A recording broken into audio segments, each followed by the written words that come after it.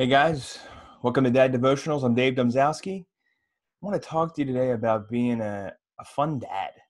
That's one of the greatest things about fatherhood, right? Is just having that time with kids and messing around and, playing superheroes or playing princesses and, doing puzzles or painting and stuff like that.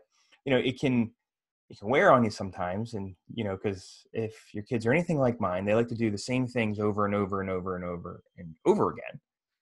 Yes, that's how you get better at something, but at the same time, especially during a time of quarantine, can be a little bit tedious and annoying. It's at times, admittedly. But some of the greatest times I have are, as a father and husband now, are just being with them and soaking them in. So when I found this story, I had to share it with you. So this dad, obviously there's cancellations of vacations and everything going on. But there was one dad that went out of his way to make sure that his kid still got somewhat of a simulated experience when their Disney trip was canceled. And so I guess on Disney, whether it's through Disney or whether it's through somebody that's, has like a GoPro camera or something like that. And, they film it as they're going down and post it to YouTube.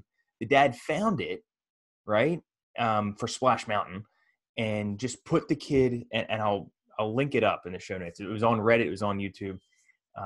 The dad put the kid on his lap, right? And, they watch the roller coaster on a big screen TV. They very, point of view. It's like you're on the ride. And then, at different points, he would like throw water on them or splash them or squirt them or something like that. And it's just, that's being a parent. That's being a dad, right? You know, doing crazy stuff like that for your kids just to let them have somewhat of an experience. I think the kid's like 4 or 5. So it's just, he just made that special. And, yes, going to Disney would be fantastic, but having a dad that will go out of his way to make sure that you feel loved, you feel special, and you feel like you had that experience, even just a little bit, that's awesome. That's beautiful, right? If that isn't how God works in our lives in many ways, then I don't know what is. That's just a little bit of heaven right there. So I'm going to link that up. That's where I found it from. It's been shared all over, but where I found it from, it's from thedad.com. And it's just, like I said, it's just a beautiful thing. So I'll make sure to link that up so you can check that out. So let's roll right into our reading for today from Proverbs. And it goes like this. Open your mouth for the speechless, in the cause of all who are appointed to die. Open your mouth, judge righteously, and plead the cause of the poor and needy. Who can find a virtuous wife? For her worth is far above rubies. The heart of her husband safely trusts her, so he will have no lack of gain. She does in good and not evil all the days of her life. She seeks wool and flax and willingly works with her hands. She is like the merchant ships. She brings her food from afar. She also rises while it is yet night and provides food for her household and a portion for her maidservants. She considers a field and buys it. From her profits she plants a vineyard. She girds herself with strength and strengthens her arms. She perceives that her merchandise is good, and her lamp does not go out by night. She stretches out her hands to the distaff, and her hand holds the spindle. She extends her hand to the poor, yes, she reaches out her hands to the needy. She is not afraid of snow for her household, for all her household is clothed with scarlet. She makes tapestry for herself, her clothing is fine linen and purple. Her husband is known in the gates, when he sits among the elders of the land. She makes linen garments and sells them, and supplies sashes for the merchants. Strength and honor are her clothing. She shall rejoice in time to come.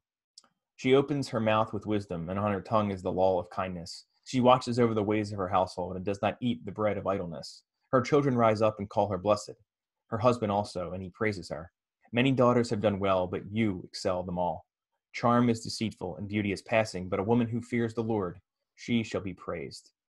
Give her of the fruit of her hands, and let her own works praise her in the gates. Now, to me, that is a beautiful illustration of a wife like mine, a wife like yours possibly too, I would imagine. And I just think it's nice to think of our wives in that light. We talked earlier this week and in other episodes of the podcast about, just how we should treat our wives, and we should treat them like the queens that they are. If we remember how we should honor the Virgin Mary, let us treat our wives at least half as good as her, right? Just something to think about today, because, we opened the episode by talking about how, we want to be the fun dad, and, a great way, I've always heard, a great way to honor your children, be there for them and love your children, is to love your wife. So just think about that as we depart about in a second here.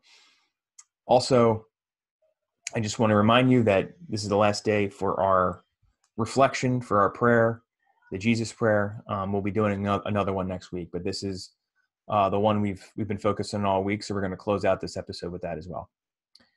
Lord Jesus, Son of God, have mercy on me, a sinner. And may the Lord be with you, and may he have mercy on us all, especially in this trying time.